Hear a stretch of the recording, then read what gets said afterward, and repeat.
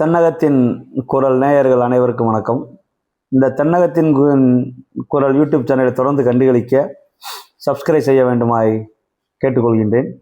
நாம் 2026ஆம் ஆண்டு நடைபெறக்கூடிய சட்டமன்ற பொதுத் தேர்தலில் எந்தெந்த தொகுதிகளில் எந்தெந்த கட்சி சார்பில் யார் யார் வேட்பாளராக போட்டியிடுகிறார்கள் என்பது குறித்து நாம் தொடர்ச்சியாக அறிந்து வருகின்றோம்.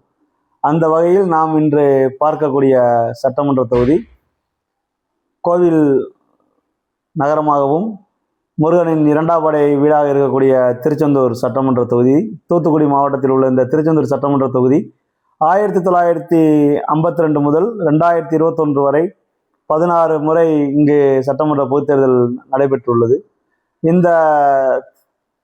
இந்த தொகுதியில் 2009ஆம் ஆண்டு ஒரு சட்டமன்ற இடைத்தேர்தலும் இந்த தொகுதியில் நடைபெற்றது. அங்கு ஏற்கனவே அனைத்து இந்திய அண்ணா திராவிட முன்னேற்ற கழக சட்டமன்ற உறுப்பினராக இருந்த திரு அனிதா ராதாகிருஷ்ணன் அவர்கள் பதவியை ராஜினாமா செய்துவிட்டு ஆளுங்கட்சியான திராவிட முன்னேற்ற கழகத்தில் அன்று இணைந்து அவர் அந்த தொகுதியில் மீண்டும் போட்டியிட்டு வெற்றி பெற்றார். அந்த வகையில் அந்த தொகுதியில் ஒரு இடைத்தேர்தல் நடைபெற்றது. இந்த திருச்செந்தூர் சட்டமன்ற தொகுதியில் திராவிட முன்னேற்ற கழகம் 8 முறையும், அனைத்து இந்திய அண்ணா திராவிட முன்னேற்ற கழகம் 6 முறையும், காங்கிரஸ் கட்சி 2 முறையும், தினத்தந்தி அதிபர் திரு சிப ஆதித்தனார் அவர்கள் 1 முறையும் இந்த தொகுதியில் வெற்றி பெற்றுள்ளார்கள். கடைசியாக நடைபெற்ற 2026ஆம் ஆண்டு சட்டமன்ற பொதுத் தேர்தலில் இந்த தொகுதியில் தற்பொழுது சட்டமன்ற உறுப்பினராக இருக்கக்கூடிய வீட்டு வசதி வாரியத்தினுடைய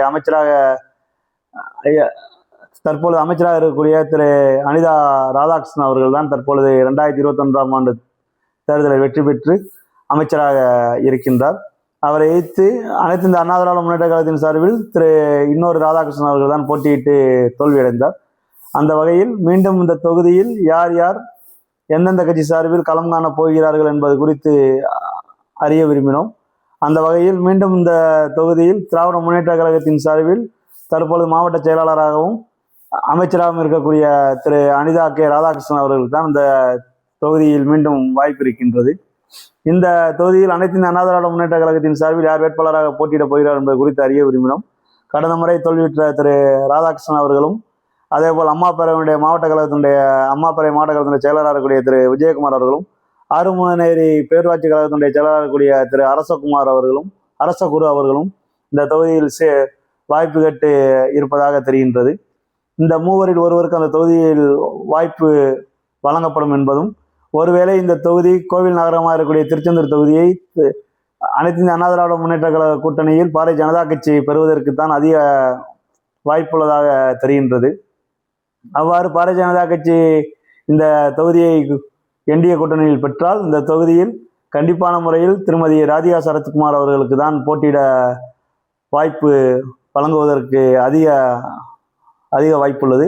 அந்த வகையில் என்டிஏ கூட்டணியில் இந்த தொகுதி தேசிய ஜனநாயக கூட்டணியில் பாரதிய ஜனதா கட்சி போட்டியிட்டால் இந்த தொகுதியில் ராதிகா சரத்குமாரோ அல்லது பாரதிய ஜனதா கட்சியினுடைய முன்னணி தலைவர்கள் யாராவது ஒருவர் இந்த இரண்டாம் படை வீடான திருச்செந்தூரை குறிவைத்து அவர்கள் களப்பணி செய்வதாக தான் தற்போதைய உள்ள கள நிலவரம்.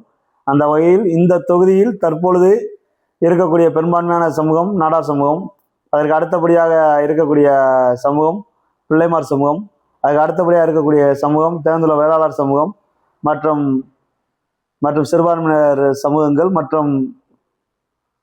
மற்றும் பிற சமூகங்கள் அந்த கோவில் நகரில் கலந்து வாழ்கிறார்கள்.